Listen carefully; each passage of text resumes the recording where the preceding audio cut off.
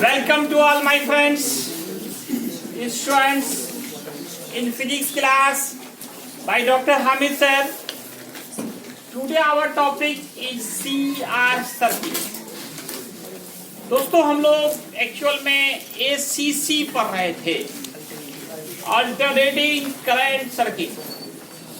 इसके 6 टाइप्स बताए गए थे, इनमें से 4 पढ़ाई हो चुकी। R circuit, L circuit, C circuit, LR circuit आप पढ़ चुके। अब आप पढ़ेंगे CR। एक बार फिर से हम रिवीजन करवाना चाहेंगे। R4 होता है रेजिस्टर, R4, L4 कॉइल और C4 कंडेंसर। अब यहाँ CR लिखा हुआ है, मतलब कंडेंसर भी होगा और रेजिस्टर भी होगा। आप लोग थोड़ा शांति बनाए, वीडियो बन रहा है, इसे हमने पहले आप लोगों से पूछ लिया था। CR सर्किट एक कंबाइंड सर्किट होगा जिसमें कंडेंसर और कंडेंसर का दूसरा नाम कैपेसिटर होता है, जिसमें कैपेसिटर भी लगे होंगे और रेजिस्टर भी लगे होंगे। उसी को हम लोग कहेंगे CR सर्किट। तो डिफिनीशन तो यही कहेंगे, a such type of ACC which contain capacitor, नया नाम कैपेसिटर ही बोलते हैं, पुराना नाम कंडेंसर है, and resistor, both is called CR circuit.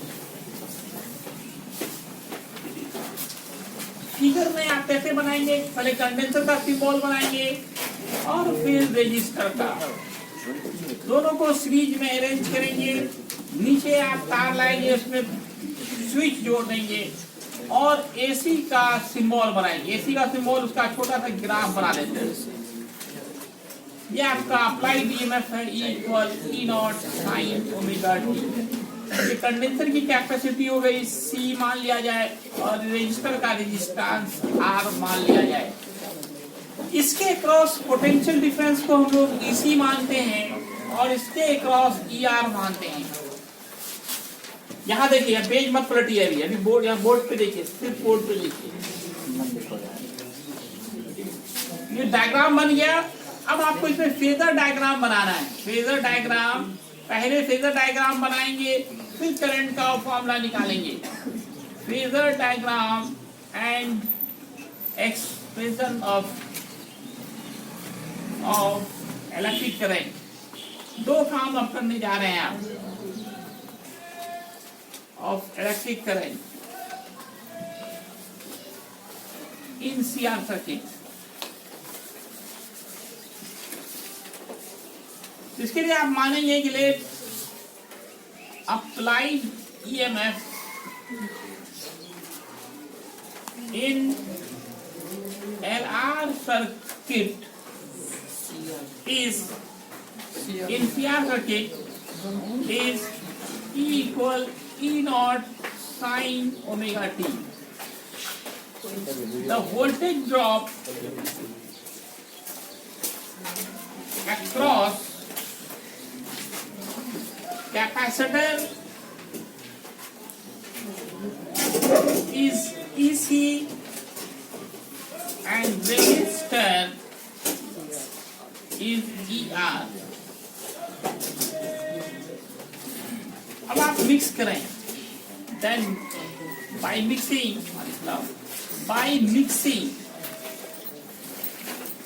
of phasor diagram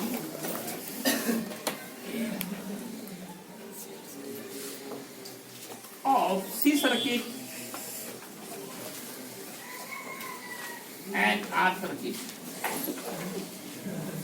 तो याद करें, आर में जो ईएमएफ का डायरेक्शन था वो हमारा positive direction of x axis था। ईएमएफ भी उधर ही था और करंट भी उधर ही था। आर सर्किट में, इसको ई आर करेंगे। और सी में नीचे तरफ था ईएमएफ, सी सर्किट में ईएमएफ किधर था, नीचे। तो हम लोग एक्स एक्सिस के तरफ खींच दिया ई आर को और वाई के निगेटिव डायरेक्शन में इसी को।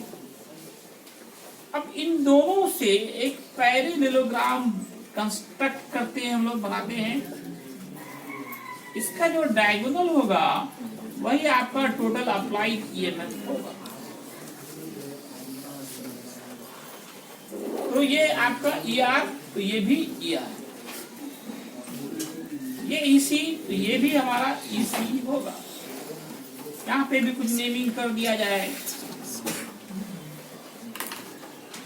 तो आगे बढ़ा के आप एक्स एक्सिस शो कर सकते हो, इसको निगेटिव डायरेक्शन और वाई एक्सिस, वाई एक्सिस। तो अकॉर्डिंग टू फेजर डायग्राम,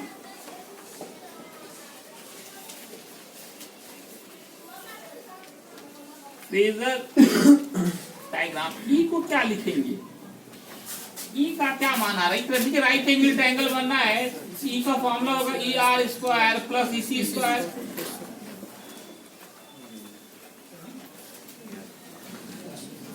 और ई आर को आई आर लिख सकते हैं हम लोग, इसी को आई एक्स।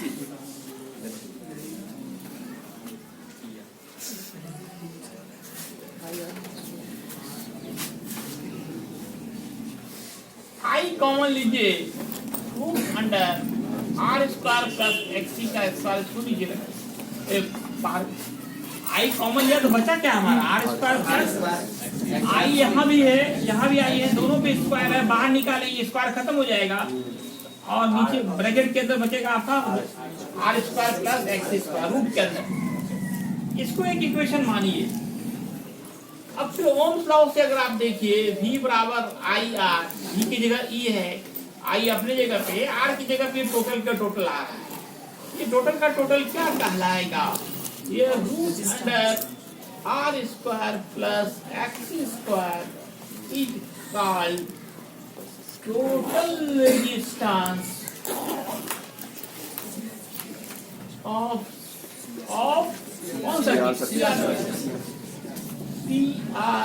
सर्किट, जिसका नाम क्या है, इम्पीडेंस। जो भी कंबाइंड सर्किट हो उसका रेजिस्टेंस इम्पीडेंस कहलाता है। इम्पीडेंस को Z से हम लोग डिनोट करते हैं, तो Z का फॉर्मूला आ गया root under R square plus X square. इसको सेकेंड मानिए, फर्स्ट को सेकेंड से कंपेयर कीजिए, from first and second E बराबर होगा आई जेड, आई निकालेंगे E बाई जेड। E को हम लोग लिखेंगे E not sine omega T by Z. और फॉर मैक्सिमम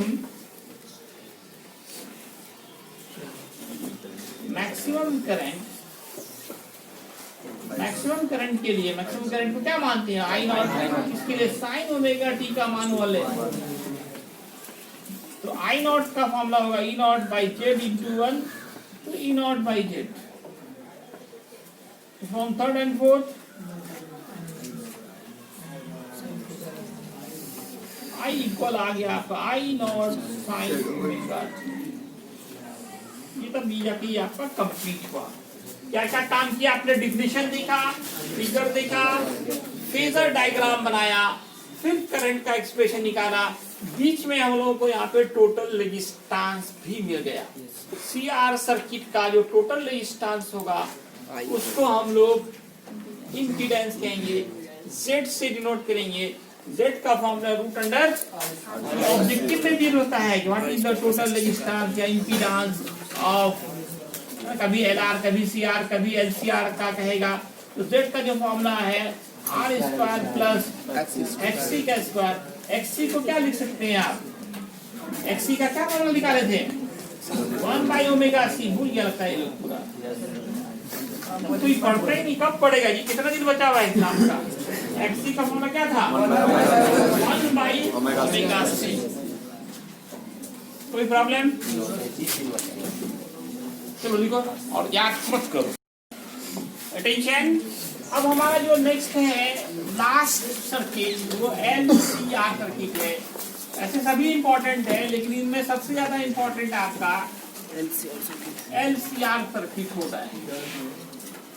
तो आप तो नाम से ही पकड़ रहे हैं definition, L4 coil, C4 condenser, R4 resistor, तो जिसमें तीनों लगा हो, a such type of ACC alternating current circuit which contain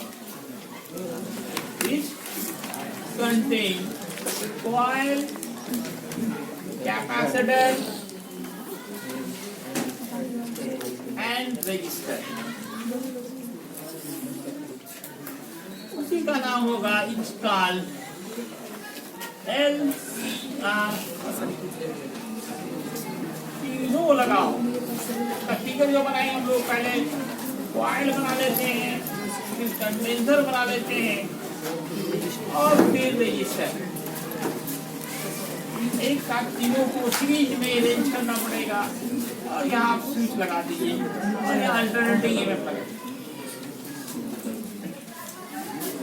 ये हो गया आपका L, ये C, ये R और ये अप्लाइड EMF है E0 साइन ओमेगा T। यहाँ पे वोल्टेज ड्रॉप EL मानिए, यहाँ मानिए EC और यहाँ मानिए ER। अब आप पहले फेजर डायग्राम बनाएंगे, फिर करंट का फॉर्मूला निकालेंगे। Phasor diagram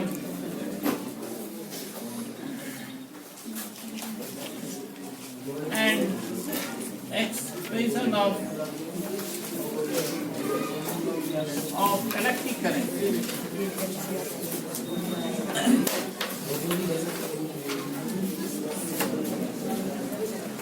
LCR circuit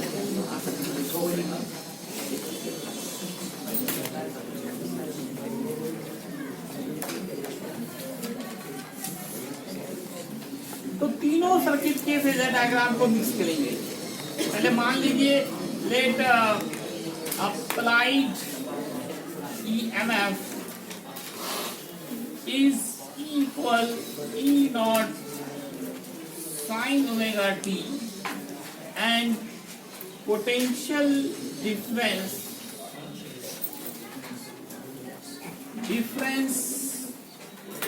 across coil, capacitor and resistor हमारे R EL, CC and ER respectively. Then by mixing, mix कीजिए आप सबके फेजर डायग्राम को। by mixing phasor diagram of R circuit, L circuit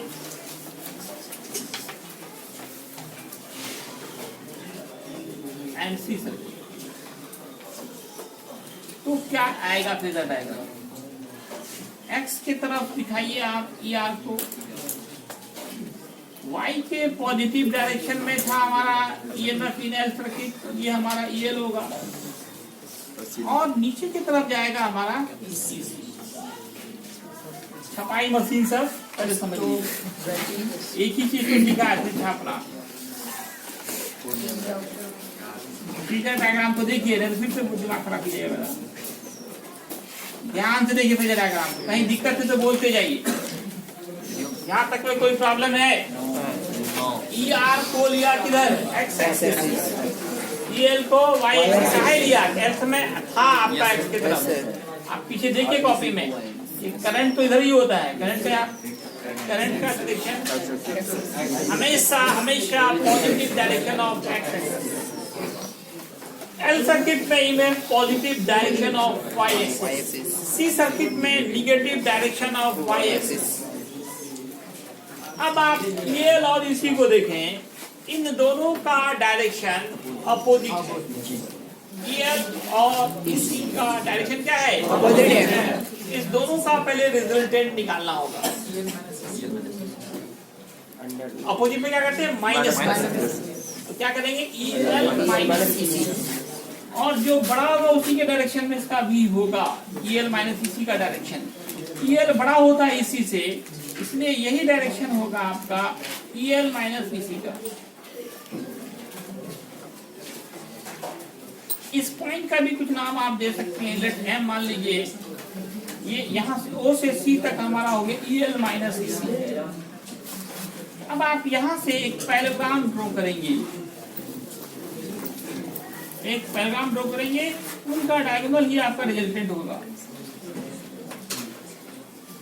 ये होगा E, ये होगा EL minus EC। एक पैरेललोग्राम खींचा। क्या खींचा? ये EC पूरा EL, ये कितना बचा? EL माइनस EC, ये EL माइनस EC, तो ये भी क्या हो? EL माइनस EC, ये हो गया E। This angle is 90 degree, और इस एंगल को बोलेंगे फाई। इस एंगल को बोलेंगे फाई। बोलो यहाँ कोई प्रॉब्लम? EL ऊपर EC नीचे, इस दोनों का जो रिजल्टेंट होगा वो EL माइनस EC होगा। EL बड़ा होता है इसलिए डायरेक्शन इसका EL के तरफ ही होगा। O से M तक को हमने मान लिया कि ये EL माइनस EC है।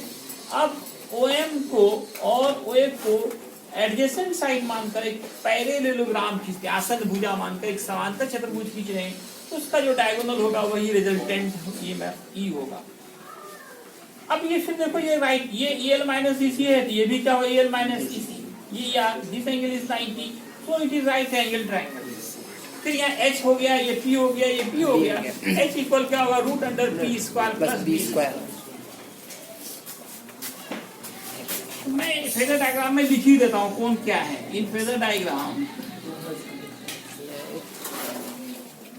OA represents ER, OB represents EL, OC represents EC,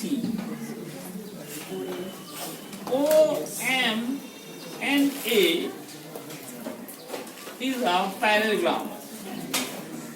ये ड्रॉ किया, खींचा, OM and A पैरेललोग्राम, एक पैरेललोग्राम खींचा। तो इन ट्रायंगल OAN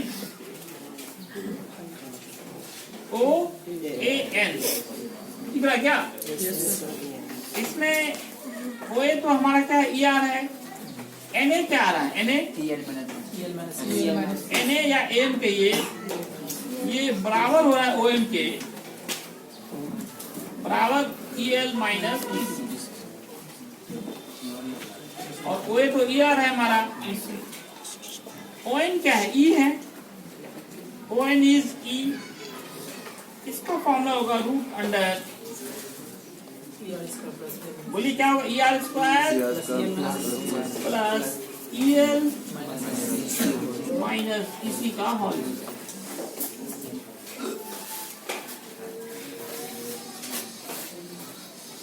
तो E का जो मान आया रूट अंडर ER square plus EL minus EC का होल। ER को लिखते हैं IR, EL को लिखते हैं IXL, EC को लिखेंगे IXC। I सब में I है, कॉमन निकाला जाए, बचा क्या? R square XL minus XC का होल। इसको मान लीजिए इक्वेशन फर्स्ट। फिर यहाँ पे देखिए टोटल का टोटल रेजिस्टेंस आ रहा है V बराबर IR। ये टोटल का टोटल आपका टोटल रेजिस्टेंस है। ये है root under R square plus XL minus XC का whole square is total resistance of LCR जिसका नाम इम्पीडेंस है, which is called impedance. Impedance is denoted by Z.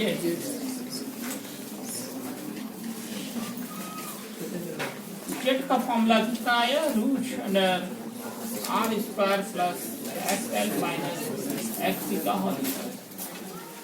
इसको मानिए सेकेंड और first and second. E equal होगा I Z. I निकाला है E बाई Z. E को फिर आपको वही सेम ही सिमिलर करते हैं sine omega T by Z. इसको मान लीजिए मैक्सिमम पावर के लिए Z की जगह पे हमारा क्या आ गया, root under R square plus XL minus XC square आया. तो E बराबर क्या होगा, I Z. I बराबर E बाई Z. E की जगह पे E not sine omega T by Z. फिर आप क्या करेंगे, मैक्सिमम करंट की बात करेंगे. For maximum current I not sine omega T is 1. I not बराबर बाई Z. अब थर्ड को फोर्थ से मिलाओ.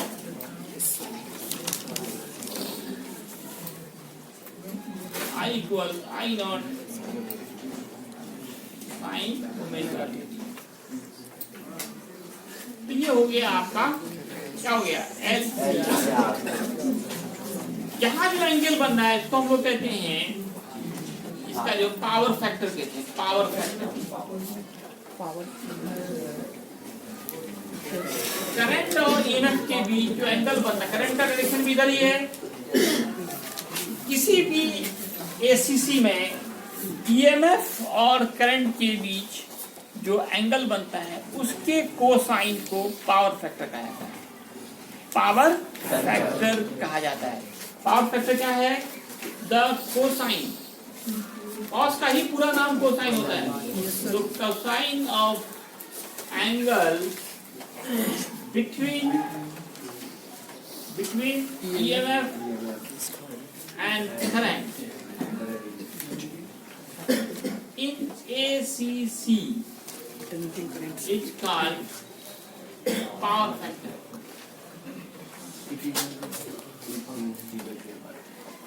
पावर फैक्टर इसको डिनोट किससे करेंगे,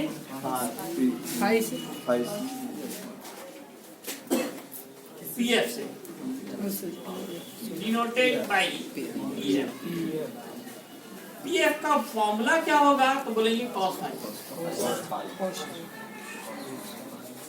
अब हर सर्किट का पावर फैक्टर लीजिए, जैसे power factor of LCR circuit. अभी सामने फिगर है आपके पास, कॉस फाई निकालिए क्या होगा, B बाई H होता है ना.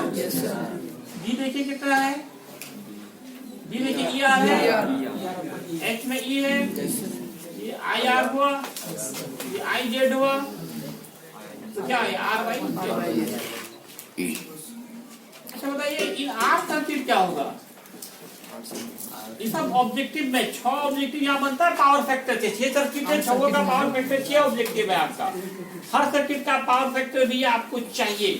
इन R सर्किट याद कीजिए, करंट और ईएमएफ सेम डायरेक्शन में, सेम डायरेक्शन में फाई क्या होगा, क्या होगा, 5 छापो तो 0. नीचे तो विधान लिखेगा.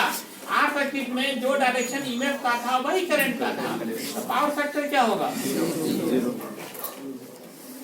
पीएफ यहाँ लिखे, मेन पीएफ ही निकालना है. यहाँ पे क्या हो, cos 0 और 0 1. तो सबसे ज्यादा पावर फैक्टर किस सर्किट का होगा, मैक्सिमम वैल्यू. ये भी इंपॉर्टेंट क्वेश्चन है ऑब्जेक्टिव में, किस सर्किट का पावर फैक्टर सबसे ज्यादा होगा, इसका मैक्सिमम हो गया. ये मैक्सिमम ऑब्जेक्टिव के लिए इसको याद रखना है. अब इस दोनों की बात करें, इन एल सर्किट, बताओ एल सर्किट में क्या होगा, फाई का मान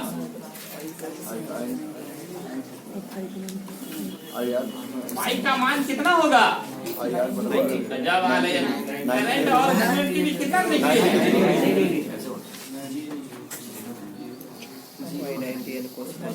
जीरो। ऐसा दिमाग है आप लोगों का? जीरो। cos 90 का हो गया 0। एल सर्किट का पावर फैक्टर 0। इन सी सर्किट में सिर्फ